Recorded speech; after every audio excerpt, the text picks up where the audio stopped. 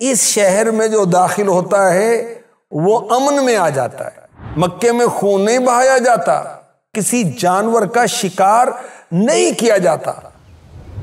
نحمدہ ونصلی ونسلم علی رسولہ النبی الکریم، اما بعد فاعوذ باللہ من الشیطان الرجیم، بسم اللہ الرحمن الرحیم۔ اسماء المکہ مکرمہ لے کر حاضر ہوا ہوں، اور انشاءاللہ چند اس کے ایپیسوڈ ہوں گے، اور اس سے آپ کو معلوم ہوگا کہ شان مکہ سبحان اللہ کئی نام ہیں، ہر نام کی وضاحت کرنے کی انشاءاللہ الکریم کوشش کی جائے گی۔ اللہ نے مکے کو بڑی شان عطا فرمائی، بڑی فضیلت عطا فرمائی۔ یہ دنیا کی پہلی بستی ہے اور اسی جگہ سے زمین کو پھیلایا گیا۔ اللہ پاک نے اسی بستی کی، اسی شہر کی قسم اپنے پاکیزہ کلام میں یاد فرمائی۔ قرآن کریم نے کئی ناموں سے مکہ پاک کو پکارا، اور مکہ مکرمہ کے بہت سے پیارے پیارے نام مختلف کتابوں میں درج ہیں۔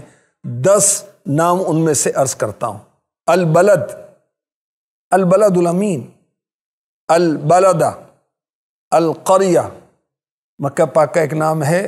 القادسیہ، البیت العتیق، معاد، بکہ، الرأس، ام القریٰ۔ ام القریٰ کا کیا مطلب ہے؟ تمام شہروں کی اصل، کیونکہ یہ پہلا شہر ہے جس سے زمین کو پھیلایا جاتا ہے۔ البلد الامین کے تعلق سے میں کچھ عرض کرتا ہوں۔ اس کا کیا مطلب ہے؟ البلد الامین، امن والا شہر۔ اس شہر میں جو داخل ہوتا ہے وہ امن میں آ جاتا ہے، اس کو امن مل جاتا ہے۔ مکے میں خون نہیں بہایا جاتا، مکے میں سبزہ نہیں کاٹا جاتا، ظلم نہیں کیا جاتا، کسی جانور کا شکار نہیں کیا جاتا، اور سب یہ برکتیں ہیں حضرت ابراہیم خلیل اللہ علی نبینا علیہ الصلاۃ والسلام کی دعاؤں کی، کہ آپ نے اللہ پاک کی بارگاہ میں یہ دعا کی تھی کہ اللہ پاک اس شہر کو امن والا بنائے، انسانوں کے لیے بھی امن ہے اور جانوروں کے لیے بھی امن، سبزے کو بھی امن۔ سبحان اللہ۔ کون سی دعا تھی جس کی یہ فضیلتیں ہیں؟ سورہ ابراہیم آیت نمبر 35۔ وَإِذْ قَالَ إِبْرَاهِيمُ رَبِّ اجْعَلْ هَذَا الْبَلَدَ آمِنًا، اور یاد کرو جب ابراہیم نے عرض کی اے میرے رب اس شہر کو امن والا بنا دے، تو مکہ مکرمہ دعائے ابراہیم سے امن والا شہر بن گیا۔ قیامت کے قریب دنیا کے ویران ہونے کے وقت تک یہ شہر ویرانی سے محفوظ ہے۔ اس شہر والے محفوظ ہیں امن میں۔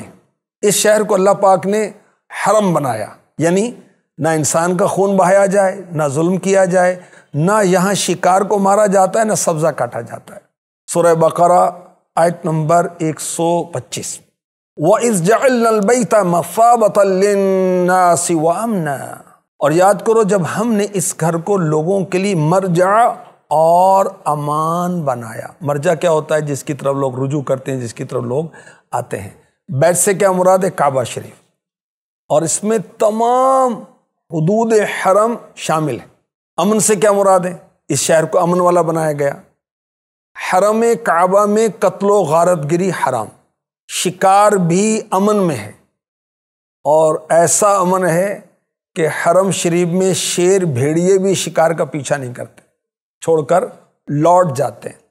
یعنی شکار کے پیچھے شیر دوڑ رہا ہے، بھیڑیا دوڑ رہا ہے، اور اگر وہ بکری یا ہرن جو ہے وہ حدود حرم میں داخل ہو جائیں تو شیر ٹھہر جاتا ہے، بھیڑیا ٹھہر جاتا ہے اور اپنے شکار کو چھوڑ دیتا ہے۔ یہ بھی کہا گیا کہ مومن اس میں ایمان والا مکے میں داخل ہو کر عذاب سے محفوظ ہو جاتا ہے، اس لیے بھی اس شہر کو امن والا شہر کہا گیا۔ حرم کیوں کہتے ہیں؟ حرم اس لیے کہا جاتا ہے کہ یہاں قتل حرام، شکار حرام، ممنوع، ٹھیک ہے؟ اگر کوئی مجرم داخل ہو جائے تو روک ٹوک نہیں کی جاتی۔ سبحان اللہ۔ پارہ 4 سورہ آل عمران کی آیت نمبر 97 میں ارشاد ہوتا ہے وَمَنْ دَخَلَهُ كَانَ آمِنًا، جو اس میں داخل ہو گیا امن والا ہو گیا۔ سبحان اللہ، کیسی شان ہے اس امن والے شہر کی۔ اللہ نے مقام امن بنایا، اور کعبے کی برکت سے اللہ نے تمام حدود حرم کو مقام امن بنایا۔ اب حدود حرم کیا، اس کو سمجھیے۔ امیر اہل سنت نے اپنی کتاب میں لکھا کہ مسجد حرام کو حرم شریف لوگ کہتے ہیں، اس میں کوئی شک نہیں۔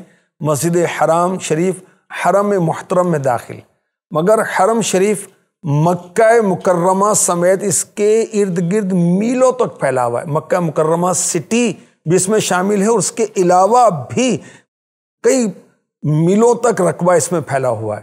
اور ایک علم تاریخ کے ماہر کی جدید پیمائش کے حساب سے حرم کے رقبے کا دائرہ جو ہے 127 کلومیٹر ہے، اور حرم شریف کا کل جو رقبہ ہے 550 مربع کلومیٹر، 550 اسکوائر کلومیٹر۔ حرم کا امن کس کس کے لیے ہے؟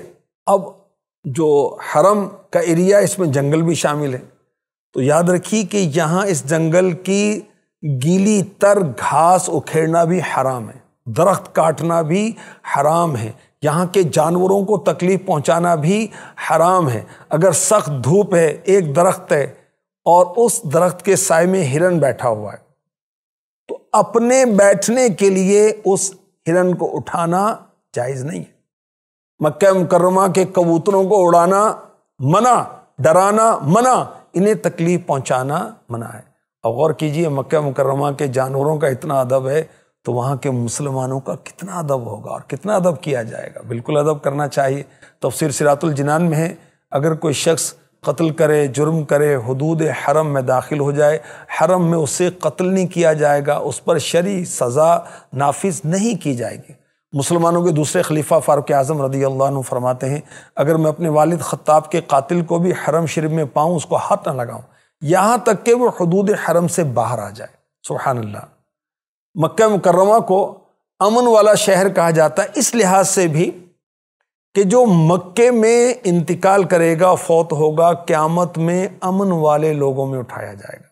آخری نبی مکی مدنی محمد عربی صلی اللہ علیہ وسلم نے ارشاد فرمایا، جس شخص کی حج یا عمرہ کرنے کی نیت تھی اور اسی حالت میں اسے حرمین میں موت آ گئی، حرمین کا مطلب ہے مکہ مدینہ، اگر حرمین میں موت آ گئی، اللہ پاک اسے قیامت کے دن اس طرح اٹھائے گا کہ اس پر نہ حساب ہوگا اور نہ عذاب۔ یعنی مکے میں یا مدینے میں مرے گا تو بے حساب اٹھایا جائے گا۔ سبحان اللہ۔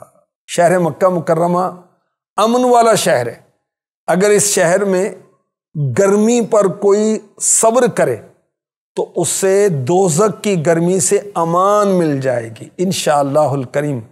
مکے کے آقا، مدینے کے والی صلی اللہ علیہ وسلم نے فرمایا، من صبر علی حر مکہ ساعتا من نہار تباعدت منہ النار، جو شخص دن کے کچھ وقت، پورا دن نہیں فرمایا، کچھ وقت مکے کی گرمی پر صبر کرے، جہنم کی آگ اس سے دور ہو جاتی ہے۔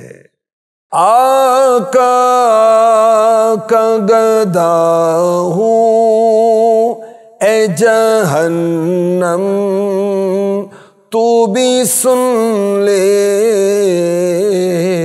وہ کیسے جلے جو کہ غلام مدنی ہو۔ ہاشم ٹھٹوی رحمۃ اللہ تعالی علیہ بہت بڑے بزرگ گزرے ہیں، یہ نقل کرتے ہیں کہ آخری نبی صلی اللہ علیہ وسلم نے فرمایا، جس نے خاموش ذکر الہی کے ساتھ شدید گرمی میں طواف کیا، نہ کلام کیا، نہ کسی کو تکلیف پہنچائی، ہر پھیرے پر استلام کیا۔ اسلام کیا ہوتا ہے کہ حجر اسود کو اشارہ کر کے چومتے، تو ہر قدم پر 70,000 نیکیاں لکھی جائیں گی، 70,000 گناہ مٹا دیے جائیں گے، 70,000 درجے اس کے بلند ہوں گے۔ سبحان اللہ۔ مکے کی گرمی پر صبر کرے تو اس کے لیے کیسے زبردست درجات ہیں۔ مکی مدنی مصطفیٰ صلی اللہ علیہ وسلم نے فرمایا، جو بیت اللہ میں داخل ہوا بھلائی میں داخل ہو گیا اور برائی سے پاک ہو کر مغفرت یافتہ ہو کر نکلا۔ یا خدا حج پہ بلا آ کے میں کعبہ دیکھوں، کاش ایک بار میں پھر میٹھا مدینہ دیکھوں۔ آمین آمین آمین۔ صلو علی الحبیب صلی اللہ تعالی علی محمد۔